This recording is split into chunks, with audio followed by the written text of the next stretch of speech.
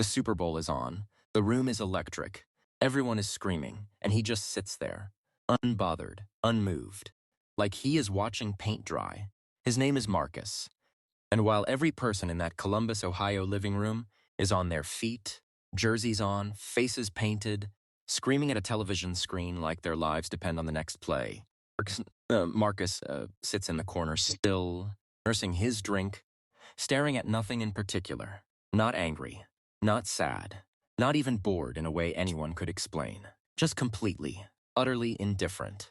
When his best friend Kevin turned around and caught that look on his face, Kevin asked the question the entire room was already thinking. He said, "Man, how are you just sitting there like that?" And Marcus looked up and said 7 words that stopped every single conversation cold. "I just don't feel anything watching this." Science has a surprisingly dark explanation.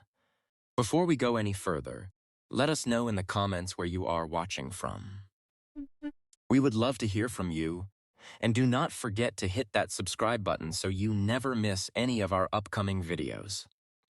What makes a person like Marcus tick? Why can an entire country build its cultural identity around a sport while someone sitting 2 feet away feels absolutely nothing? For decades, researchers described people like Marcus as antisocial, emotionally detached, or simply lacking the social wiring to connect with others in any meaningful way.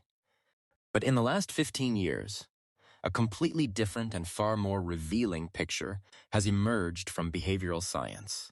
Dr. Daniel Wann, a psychology professor at Murray State University, spent more than 30 years studying the science of sports fandom and what drives human beings to feel so deeply attached to a team of strangers.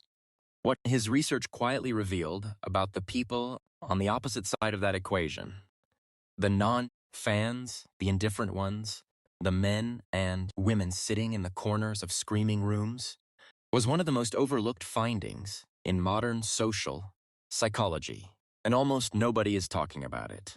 The human brain is wired for tribal behavior.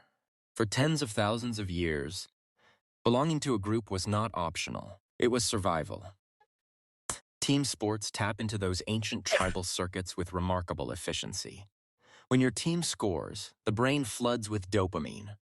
When your team wins, cortisol drops and testosterone rises, producing a chemical experience nearly identical to a personal victory.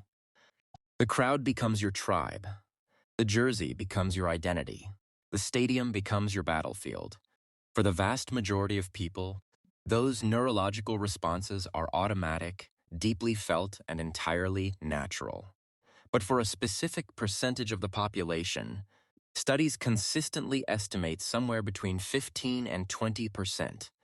Those same tribal, neural pathways simply do not fire in the same way when a stadium erupts. It is not a personality flaw. It is not emotional damage. It is a fundamentally different neurological baseline. And understanding why that happens changes the way you see people like Marcus forever.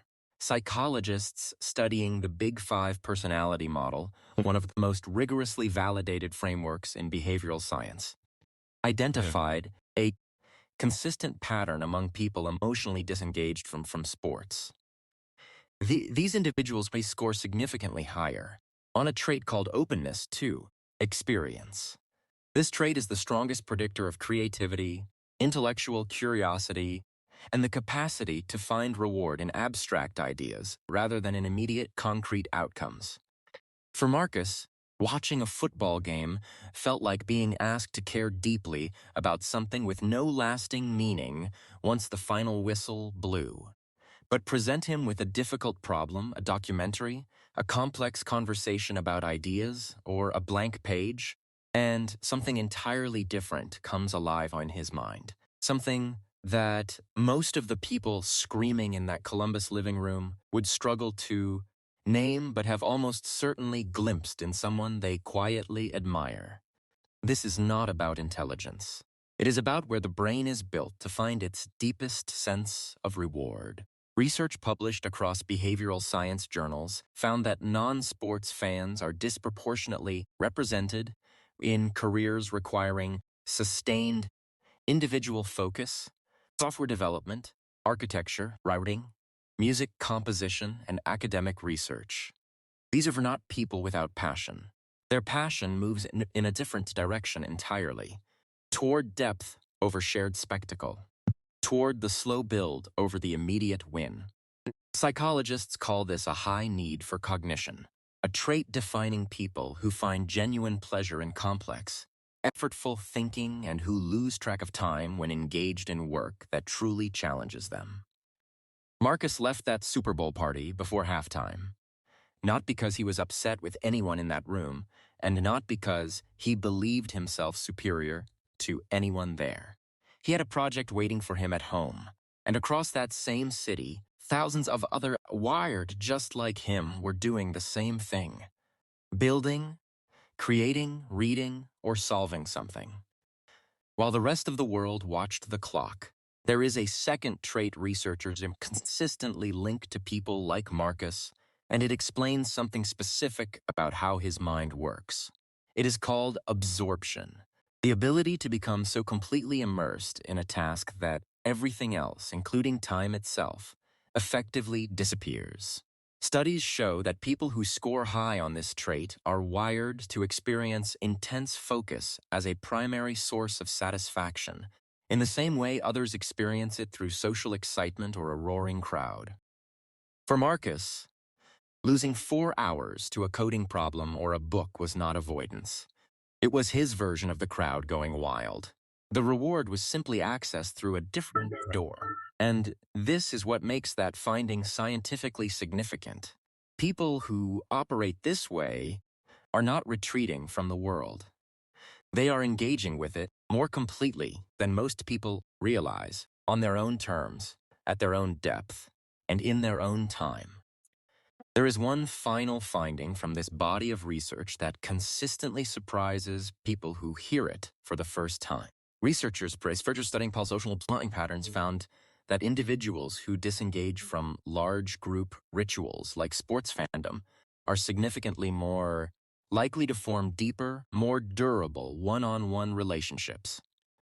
They are the friend who still remembers the specific thing you said 3 years ago that you had already forgotten. They are the partner who is fully present when you are speaking rather than mentally halfway somewhere else. They are the colleague who walks in with real solutions rather than comfortable talking points.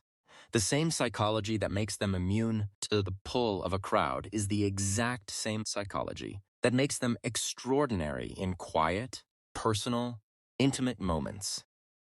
The brain that cannot find its reward scoreboard on a scoreboard will, without exception, look for it somewhere more meaningful. And more often than not, it finds that reward in the people standing closest to it. This is not a story about sports. It is a story about how differently human minds can be wired, and why that difference deserves far more respect and understanding than it has ever been given.